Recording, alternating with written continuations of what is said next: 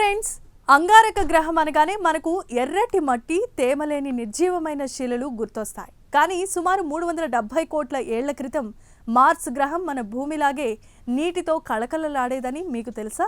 ఒకప్పుడు అక్కడ మహాసముద్రం ఉండేదని చెప్పడానికి శాస్త్రవేత్తలు ఇప్పుడు ఒక బలమైన సాక్ష్యాన్ని కనిపెట్టారు. ఒక ఖాళీ చేసిన బాత్ టబ్ చుట్టూ ఉండే రింగులాగా మార్స్ మీద ఒక భారీ తీర ప్రాంతం బయటపడింది. ఆ విశేషాలేంటో ఇప్పుడు మనం చూద్దాం. ఈ పరిశోధనను అమెరికాలో యూనివర్సిటీ ఆఫ్ టెక్సాస్ కాల్టెక్ శాస్త్రవేత్తల బృందం నిర్వహించింది. Planetary scientist Abdullah Zaki, Michael Lamb నేతృత్వంలో ఈ టీం నాసాకు చెందిన మార్స్ గ్లోబల్ సర్వేయర్ పంపించిన 10 ఏళ్ల డేటాను విశ్లేషించి ఈ నిజాన్ని బయటపెట్టారు. వీరి పరిశోధనా వివరాలు ప్రసిద్ధ నేచర్ జర్నల్లో ప్రచురితమయ్యాయి. అసలు ఈ బాత్ టబ్ రింగ్ ఏంటి? మనం బాత్ టబ్లో నీళ్లు నింపి తీసేసినప్పుడు నీరు ఎక్కడి వరకు ఉందో అక్కడ ఒక మచ్చలాంటి లైను ఏర్పడుతుంది కదా.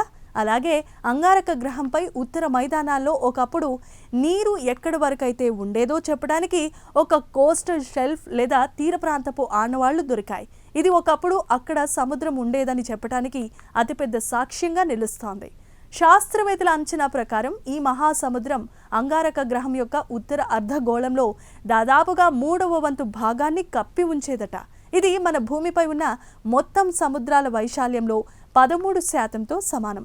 నదులు మోసుకొచ్చిన ఇసుక, మట్టి సముద్ర తీరంలో పేరుకుపోయి కాలక్రమేణా గట్టిపడి ఈ కోస్టల్ షెల్ఫ్లుగా మారాయని పరిశోధకులు గుర్తించారు. ఈ పరిశోధనకు మద్దతుగా మరిన్ని ఆధారాలు కూడా దొరికాయి. చైనాకు చెందిన జురోంగ్ రోవర్ పంపించిన డేటా ప్రకారం మార్స్ ఉపరితలం కింద ఇసుక బీచ్ల ఆనవాళ్లు కూడా ఉన్నట్లు తెలిసింది. అంతేకాదు నదులొచ్చి సముద్రంలో కలిసే చోట ఏర్పడే డెల్టా ఆకృతులు కూడా అక్కడ స్పష్టంగా కనిపిస్తున్నాయి. ఇవన్నీ కలిపి చూస్తే మార్స్ ఒకప్పుడు భూమికి కవల సోదరులా ఉండేదని ఇట్టే అర్థమవుతోంది. సముద్రం ఉంది అంటే అక్కడ ప్రాణం కూడా ఉండే అవకాశం ఉందా? శాస్త్రవేత్తల ప్రకారం నీరు అనేది జీవానికి అత్యంత ముఖ్యం. అంగారక గ్రహంపై ఇంత పెద్ద సముద్రం కోట్ల ఏళ్ల పాటు ఉందంటే అక్కడ జీవం పుట్టడానికి కావలసిన వాతావరణం ఖచ్చితంగా ఉండే ఉంటుంది. భవిష్యత్తులో ఈ సముద్ర తీర ప్రాంతాలకు రోవర్లను పంపి మట్టిని పరీక్షిస్తే ప్రాచీన జీవుల ఆనవాళ్లు దొరికే అవకాశం మెండుగా ఉంది. చూశారు కదా, ఇప్పుడు ఎడారిలో కనిపిస్తున్న ఈ అంగారక గ్రహం వెనుక ఎంతటి అందమైన నీటి చరిత్ర ఉందో.